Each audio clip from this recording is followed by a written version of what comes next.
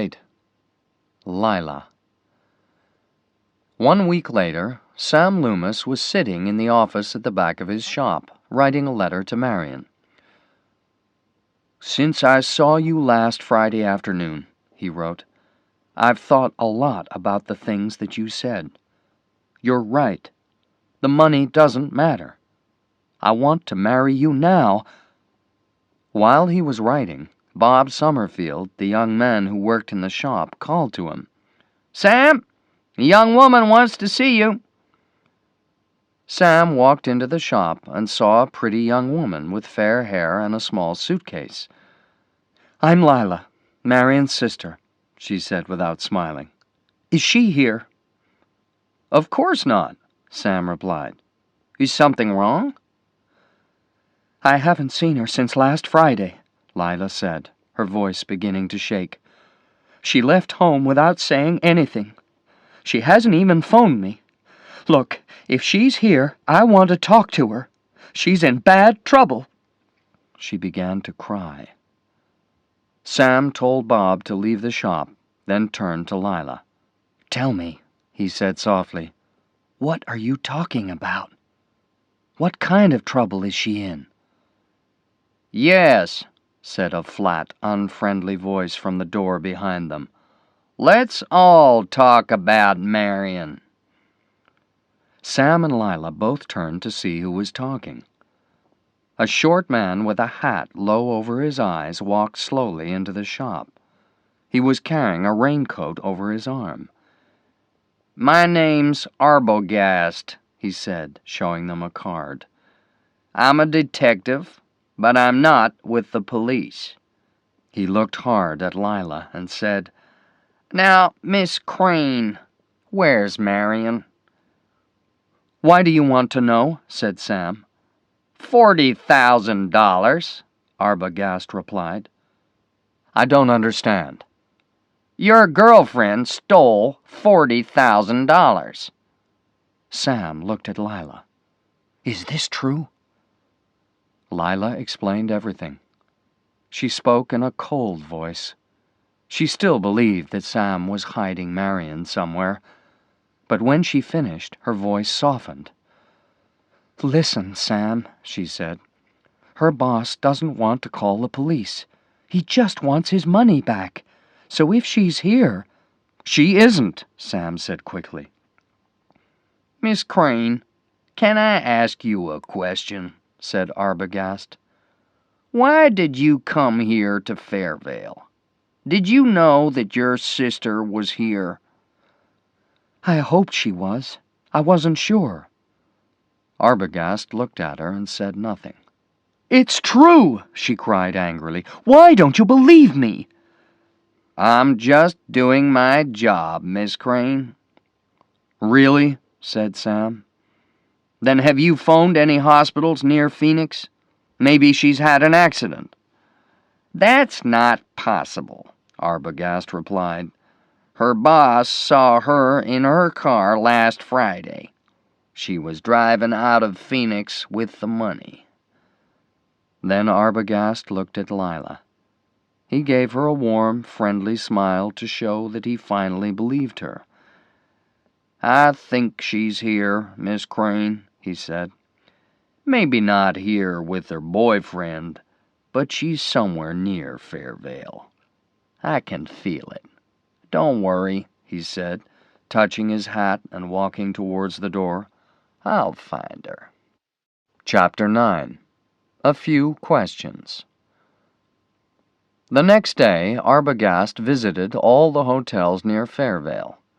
He showed everyone a picture of Marion. "Have you seen this girl?" he asked them. The answer was always no. At last, as he was driving along the old highway outside Fairvale, he saw a small motel by the side of the road.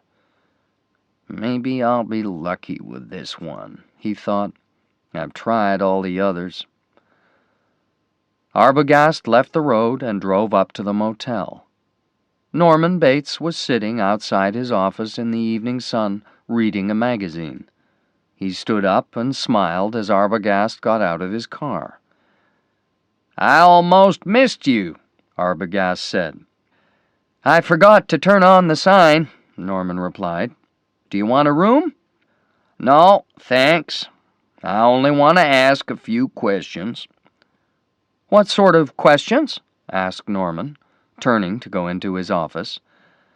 I'm trying to find a girl, said Arbogast, following him. My name's Arbogast. I'm a detective. Oh, really? Norman tried to smile calmly. A girl? Her name's Marion Crane, Arbogast explained. She's from Phoenix. She disappeared last Friday, and her family are very worried. He showed Norman the photograph. Have you seen her? Norman shook his head without looking. Maybe she stopped here about a week ago? No, I haven't had any visitors for more than 2 weeks. Business has been bad since they moved the highway. Can I see your book? Norman gave him the book from under the desk without speaking. He watched as Arbogast took out an envelope and studied the names in the book. Ah! Arbogast's fingers stopped at the name of Marie Samuels from Los Angeles. You see, she was here last Saturday night. Look, the writing is the same as on this envelope. So? Norman said in a weak voice. The writing on this envelope belongs to Miss Crane. Norman opened his mouth to speak, but his mouth was dry, and he couldn't think of the right words.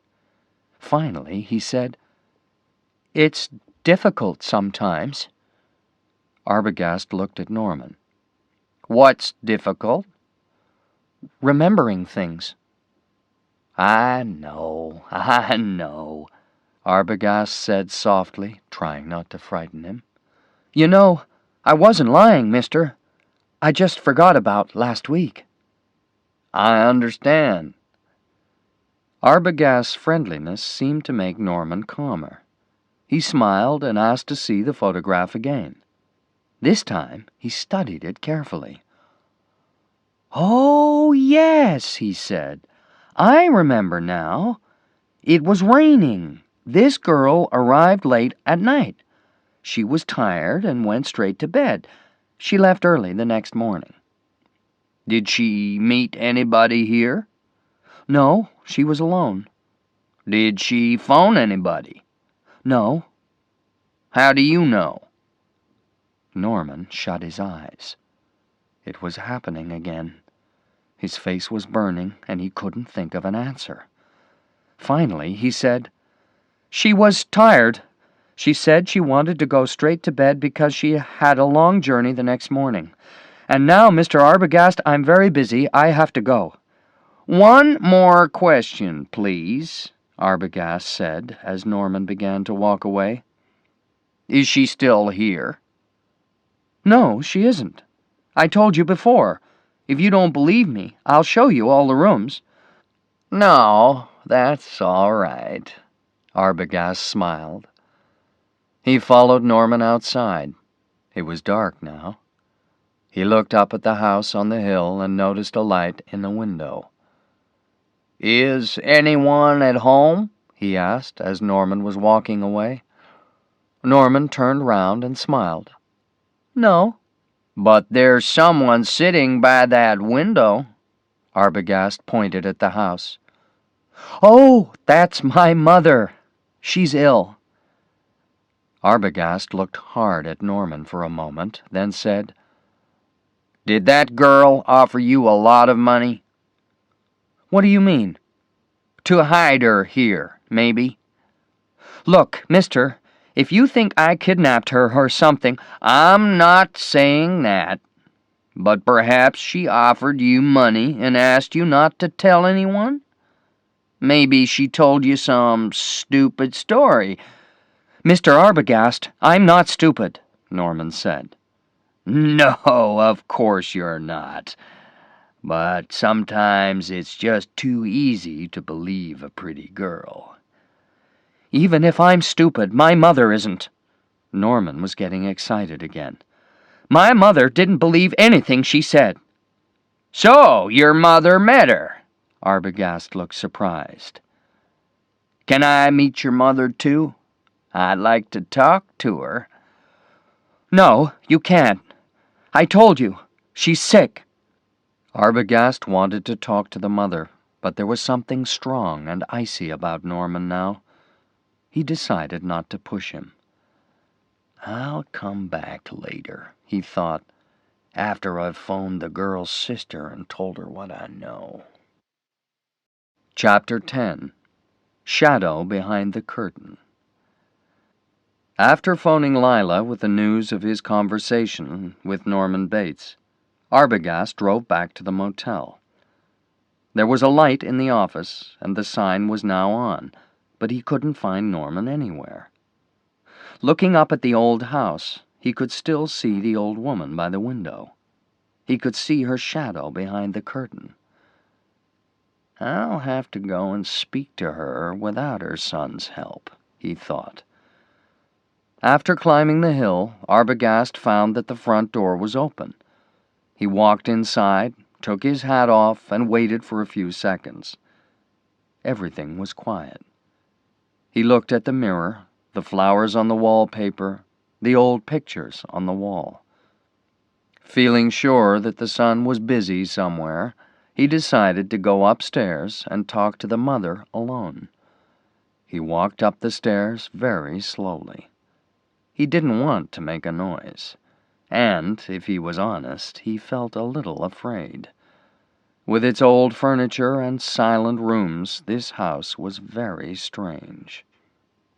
At the top of the stairs, Arbogast heard the sound of the bedroom door. He turned round and saw the old woman. She was running straight towards him, with her long dress, white face, and cold, mad eyes. He was too surprised to move. He saw the large silver knife above her head, and he tried to lift his hands, but he was too late. The knife cut his face open from the top of his head, through his left eye, to the corner of his mouth. He fell back down the stairs and lay very still. He couldn't move his arms or legs, but he could lift his head. With his one good eye, he looked up the stairs. The old woman was flying down towards him, the silver knife in her hand, screaming like an animal. The last thing that he ever saw was the terrible white face above him, as she brought the knife down straight into his heart.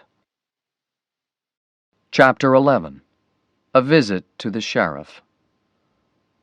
Sam and Lila sat in the room behind the shop, waiting for Arbogast to return. "It's over an hour," said Lila. "Why isn't he back yet?" "Maybe he found something important." Lila pushed back her chair and stood up. "He's more than an hour late. He hasn't even called. I'm going to the old highway. I know he's found something. Are you coming with me?" Sam stood up with a sigh. "I'll go. You stay here," he said. "Somebody must be here if Arbogast comes back." The motel was dark and empty when Sam arrived. He called Arbogast's name several times, but nobody answered. He looked up at the big house behind the motel and saw somebody at the window. "I guess that's the mother," he thought. "The old woman that Arbogast wanted to speak to." He climbed the hill and tried the door. Again, no answer. Sam drove back to Fairvale. "There's nobody at the motel," he told Lila. "No Arbogast, no Bates, just a sick old woman who couldn't answer the door." "I'm worried," Lila said. "Something's wrong." "I agree," said Sam. "We have to tell the police. Let's visit Judge Chambers. He's the sheriff of this town. He'll be able to help us." The sheriff and his wife had to get out of bed to answer the door. It was late, but they asked Sam and Lila to come in. They listened while Sam told them about Marion and Arbogast. Arbogast phoned us to say that he wanted to go back to the motel. He wanted to speak to Mrs. Bates, said Sam. But that was 3 hours ago. I didn't know that Norman had a wife, said Mrs. Chambers, surprised. No, Sam explained. It's an old woman, his mother. The sheriff thought for a minute, then asked Lila, When did your sister disappear? She left Phoenix a week ago. How did you know that she came here? She came to see me, Sam explained. And she didn't say anything to you? The sheriff was still looking at Lila. No, she just ran away. From what? Nobody spoke for a moment. Then Lila said quietly, She stole some money. A lot? $40,000. Why didn't you tell the police before? We wanted Marion to give back the money without telling the police. Did this detective talk about the money when he phoned you 3 hours ago? Well, the money doesn't matter, does it? Lila cried unhappily. I just want to find my sister. The sheriff sighed and tried to look friendly. What can I do? I'm sure there's something wrong, said Lila. At the motel, I mean. Mrs. Chambers looked at Lila, and she felt sorry for her. Why don't you telephone Norman at the motel? She said to her husband. It's late. Oh, please call, said Lila. The sheriff sighed again and picked up the telephone. Hello? He said a few seconds later. Norman? It's Sheriff Chambers speaking. Listen, I have some people here. They're worried. Did you have any visitors tonight? No, not a customer. A detective? Judge Chambers listened quietly for a minute, then put down the phone. Yes, he said, turning to Sam and Lila. The detective was there tonight. Norman told him about the girl. The detective said thank you and left. Without seeing Mr. Bates's mother? Lila asked. The sheriff looked Lila straight in the eye. Norman's mother died 10 years ago, he said. She killed her lover, then she killed herself. It was in all the newspapers. Norman found them dead together. In bed. But that isn't true. I saw her, Sam cried. Yes, Lila agreed. Arbogast saw her too. Judge Chambers replied, looking at his wife. Very strange. If Norman's mother is still alive, who was the woman who killed herself 10 years ago? Norman Bates put down the phone after speaking to Sheriff Chambers. The police will be here soon, he thought. I must hide Mother before they come. He ran out of the office, up the hill to the old house, and climbed the stairs to his mother's room. Mother, I have something to say, he said. The old woman laughed. You're a stupid boy telling me what to do. Mother, it's important. No, I will not hide in the fruit cellar. I'm staying here. This is my room, and no one will ever take me away. They'll come for you, Mother, Norman tried to explain. That man came after the girl. Now someone will come after him. Mother, please, just for a few days, so that they won't find you. A few days in that ugly old cellar? No. You hid me there once before. I'll never go there again. Now go away! But Norman wasn't listening.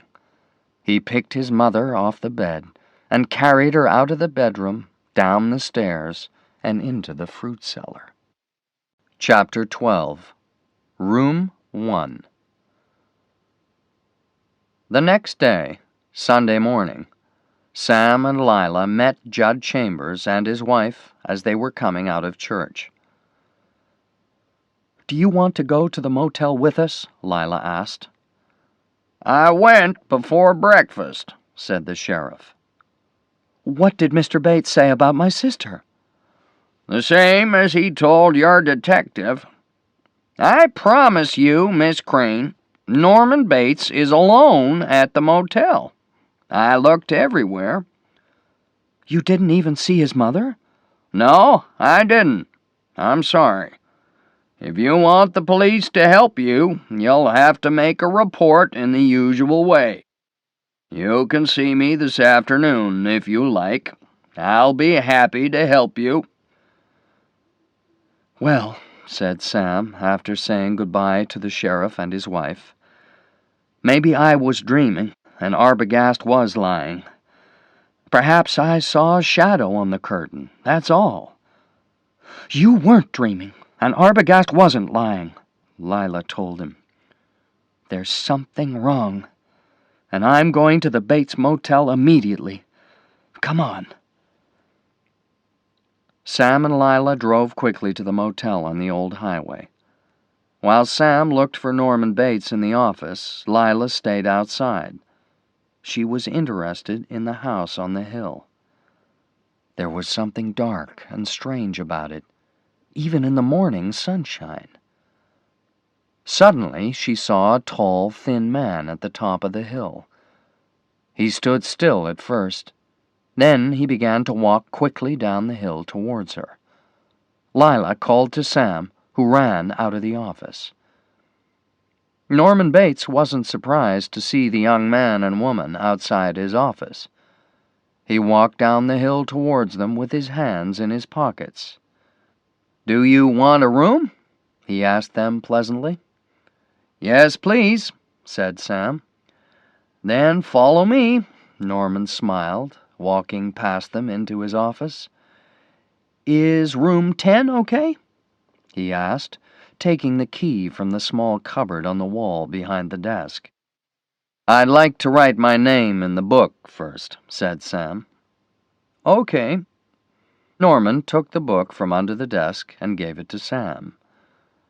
While Sam was writing his name, Norman watched Lila. She was looking at the list of names in the book. "I know who you are," Norman thought. "You're looking for the man who came yesterday. Well, you can look. You won't find anything. I've hidden everything. And you'll never find my mother in the cellar. But I mustn't make any mistakes. I must be careful." He took the book and pen from Sam. "Thank you," he smiled. "Now I'll get your bags. We haven't got any." "Okay, I'll show you to your room." "Don't worry," said Sam, taking the key. "We'll find it." When Sam and Lila were alone in their room, Lila sat on the bed and began to cry. "I know something terrible has happened to Marion," she said. "Seeing that old house on the hill, the way that man kept looking at us, I can feel it." "I agree," said Sam. "But we need to find something to show the police. Let's go and search room 1.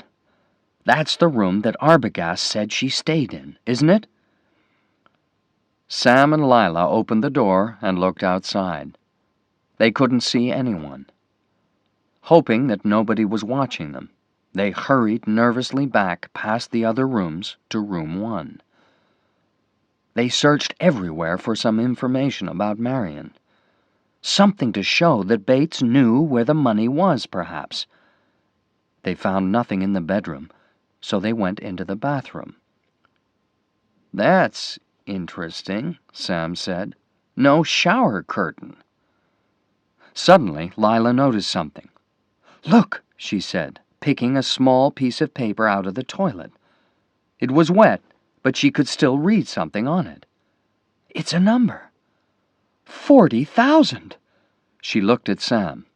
This shows us that Marion was here. We know that already, said Sam.